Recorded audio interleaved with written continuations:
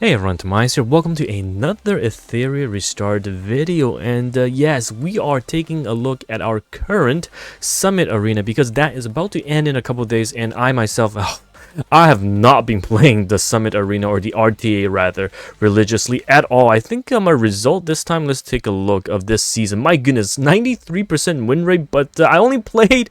How many games is this? 40 something altogether. I definitely need to push my rank because, as you guys know, this Summit Arena is closing very soon. Obviously, if I can get to Mythic, that's better, but also, most importantly, a new patch should drop, which means balances. And today's topic is me taking a look at potential changes, or what I think will be balanced in terms of essentially characters, skill kits, and shells. Now, first things first, okay? We know that one of the biggest problems at the moment is revelation, not on DPS, but rather on supporting characters. We've seen in the EWS that you can technically run a 3 or 4 unit cast of supports, put them on essentially the shell that gives you crazy amounts of damage, and that is a revelation.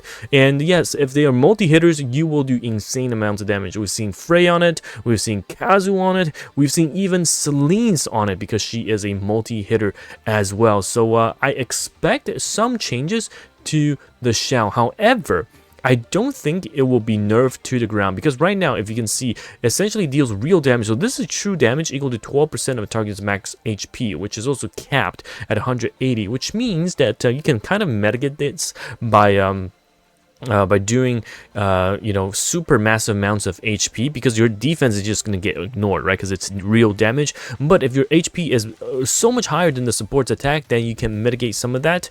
In PvE, this is really fantastic because, you know, PvE fights, especially in Rango, right? If you're going to use Yelly or any of the multi-hitters as your main DPS, Revelation puts in a lot of work. Now for PvP though, if you take a look at some of the top tier teams, you'll see that, ooh, this is not the right one, you'll see that if you look at Arena, the top teams are slowly but surely starting to look like potential turn 2 teams, right? We've got Viper in the mix, and Fucho as well, Tiamat of course, Rahu, but we still do have some really hyper aggressive, for sure, Revelation teams here. So yeah, this is probably a Revelation team with Freya, Kazu, Heinrich, and the speed contest. So it's gonna be very difficult, I think, to completely ban out Revelation, as we are already slowly going into turn 2 team gameplay. So honestly, does it warrant a complete makeover, and especially in a way that we hope it does not change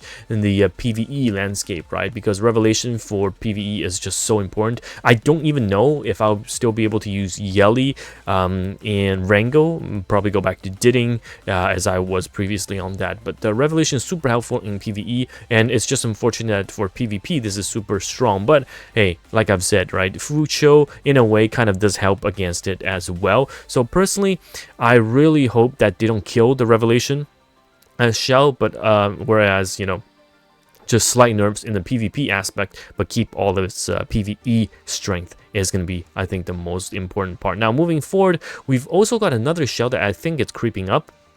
People are realizing how strong it is going to be, and that is, of course, Lighthouse, actually. Because if you take a look at Lighthouse, you are looking at essentially a action bar boost of 25%, which is absolutely insane. Not to mention it also has a 25% max HP, and to top it all off, Lighthouse, you can have Bloodbath as well. As you can see, the various Bloodbath builds, yeah, Bramble, Bloodbath, Smite, Swift Rush, Bloodbath. So with Bloodbath, and even throwing in things like Colossal Guard to add more defense, you are capping your damage anything past 20% to be reduced by 55, right? Not to mention you have Strive as well. So Strive with Lighthouse, you're getting what, 10% plus 25. This is a 35% push, which is insane. It puts you at so much advantage even if your HP is not enough. And against Cleaves with a Lighthouse, And I believe, does it have bulwark as well? If so, that would be insane. No, it doesn't. Okay, cool. Because I was thinking, holy crap, that's so crazy. Because yeah, you just take damage,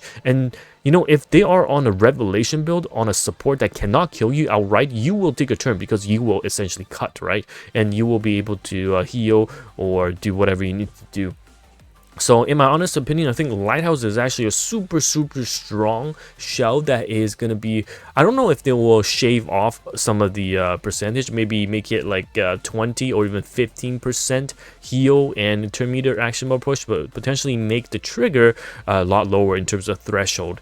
Because right now, if you get hit for a certain amount, you are going to heal for a significant part and then just cut right after. So who knows if that's how they are going to look at balancing things. But I would say these two shells are going to be the toughest ones to play around with because they are super popular. And also Codex is super good, but I think it's somewhat balanced with the 8 CD. It's super good in PvP because you essentially have 2 goes at it, but I think it's alright for now. Now, we might be getting new shells. Someone was saying, of course, no leaks on my channel, but we might be getting new shells. I'm very curious to see how they come into play. Will they be released in the RTA season coming up next, or do we have an off season in which we can play around with things before RTA kicks in, so they are allowed to balance these shells in the RTA season? We will have to see. But anyhow, once that information gets dropped, of course we will make a video about this as well. But so far, hey, I am loving it in terms of the meta and then the range of characters you can play alongside the shell viability. Is just that some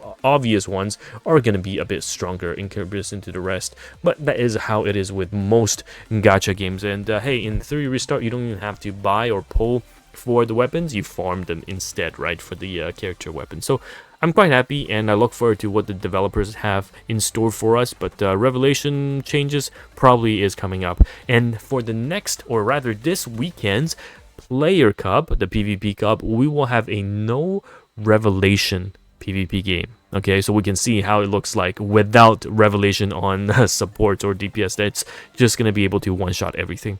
So yeah, let me know your thoughts, and thank you so much once again for watching this video. And it's TimaeuSS here, and I'll see you in the next video. And goodbye now.